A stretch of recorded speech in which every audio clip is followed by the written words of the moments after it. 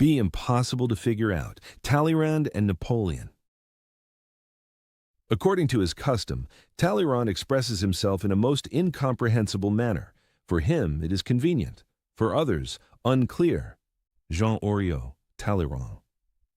What if you could win the toughest battles, turn the worst situations in your favor, and outsmart everyone, without arguing, without exhausting debates, smoothly, with effortless charm? Want to master the art of diplomacy?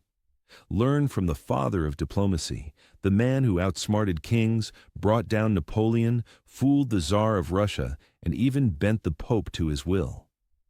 In this episode, you will learn from a man who helped start the French Revolution, almost lost his head to the guillotine, made Napoleon rise, and even came up with the idea to make him emperor, then helped bring him down. A man who sold Louisiana to America and made a secret profit, and who, still a bishop, asked the Pope for permission to marry a famous scandalous woman.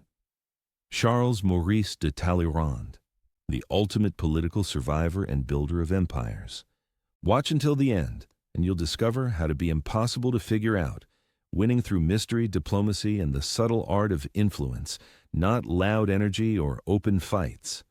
You'll learn how to keep your true plans hidden, guide people without them noticing, and turn every situation to your advantage. Let's start by taking a closer look at our teacher. Charles-Maurice de Talleyrand-Périgord was born in 1754 into an old French aristocratic family. As a child, he suffered an injury that left him with a permanent limp, ending any chance of a military career.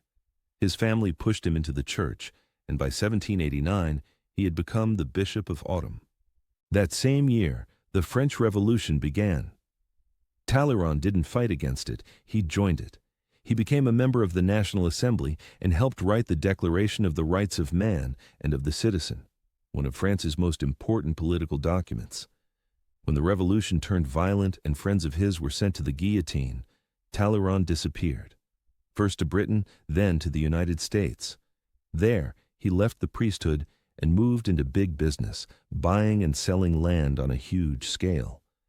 Some historians believe he was secretly involved in the Louisiana Purchase of 1803, when France sold a massive territory to the U.S., and that he may have taken a large personal profit from the deal. When he returned to France, Talleyrand first became foreign minister in the revolutionary government, working side by side with men who, not long before, might have sent him to the guillotine. He won their trust, then helped bring them down, clearing the path for Napoleon to take power. Under Napoleon, he remained foreign minister for 10 years, helping the emperor run and win wars, and shaping the new political order of Europe under French rule. He was one of the few who could speak to Napoleon without fear and without giving straight answers. All the while, he quietly built relationships with Napoleon's future enemies, preparing for the day the emperor might fall. Perhaps according to Talleyrand's own plan. Even his personal life was a diplomatic mission. Still officially a bishop, he was bound by church law to remain celibate. But when he decided to marry Catherine Grand, a woman with a scandalous reputation, he negotiated with the Pope for permission to do so, proving just how far his influence reached. Talleyrand's greatest gift was staying useful to every new regime. He never made his loyalties obvious, so no one could accuse him of betrayal. This skill allowed him to survive kings, revolutionaries, and even Napoleon himself. Jean Oriot wrote about him. He was a fatalist, capable of following entirely instinctive impulses that had more in common with an animal's sense of smell than with human intelligence, and yet he possessed greater intellect than anyone else. He knew it, and he knew how to obey his instinct. Perhaps never before had a man so completely free of any desire for revenge possessed such a terrifying power to destroy. It was enough for him to disregard someone or even forget about them, to ruin and annihilate the person or the cause he turned away from. Jean Oriot wrote that Talleyrand spoke in such a way that every listener heard what they wanted to hear. He never insulted anyone, never argued, and never revealed his true thoughts. This was not a flaw, it was a carefully controlled fog. At the Congress of Vienna after Napoleon's fall, the great powers wanted to punish France. Talleyrand delivered a speech in which no one understood his exact position.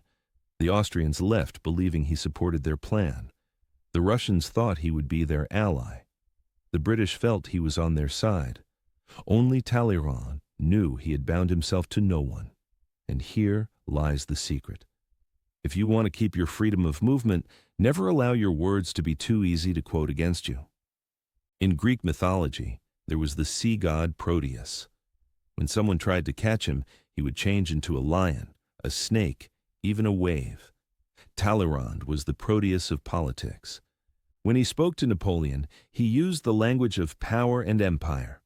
When the Bourbons returned, he took on the tone of an aristocrat defending tradition. This skill does not mean lying. It is the art of adjusting your form of speech to the situation while keeping control of the content. And in today's world, this gives you an advantage in every conversation, from business negotiations to media appearances. Here is how you can apply this today. First, say less than you know. In negotiations, share only what strengthens your position. Second, give others interpretive space. Let people see in your words the confirmation of their own expectations. Third, answer a question with a question.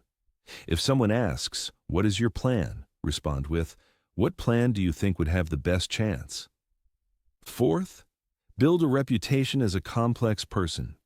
People fear and respect those they cannot predict. Let me give you a few examples from Talleyrand's life. Once, Napoleon publicly accused Talleyrand of disloyalty, and it could have ended with the death penalty. Talleyrand stayed silent, calmly listening to the insults. When the emperor left, he turned to the others and said, "How sad it is that such a great man can be so ill-mannered." One sentence, and the entire room was on his side, while Napoleon looked like the loser. And here's another. When France was negotiating with Britain over colonial territories, the British envoy tried to push Talleyrand into committing to a specific border. Talleyrand smiled and said, "My dear sir, you and I are like two men looking at the same map, but perhaps from different angles." It sounded agreeable, but meant nothing, and yet the British envoy left the room believing he had secured French approval. Weeks later, when the final agreement was signed, it was entirely in France's favor. Such a strategy works not only in high politics. Centuries later, Andy Warhol used a similar approach to build his position as an artist. As Robert Greene wrote in The 48 Laws of Power, as a young man, Andy Warhol had a revelation. Simply talking will rarely make people do what you want them to do. People will turn against you, destroy your ambitions, and oppose you out of sheer stubbornness. Warhol once told a friend, "I realize that in fact you have more power when you remain silent.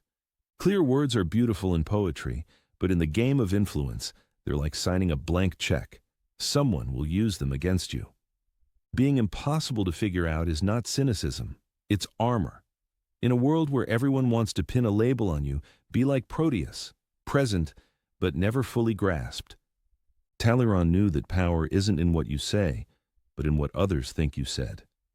Many of his greatest victories came from letting others believe they had manipulated him, only to realize later they had been moving exactly where he wanted all along. And here's how you can do the same when the pressure is on. Say less than you know, especially when emotions are high. Let others fill the silence. People reveal more when you speak less. Answer a question with a question. Keep control without confrontation. Withdraw gracefully. Sometimes simply stepping back destroys your opponent's position. So when the storm hits, don't fight in the open. Step sideways. Stay unreadable. Let others think they're steering the ship, while you quietly chart the course. Be like Talleyrand. Be like Proteus. Be impossible to figure out.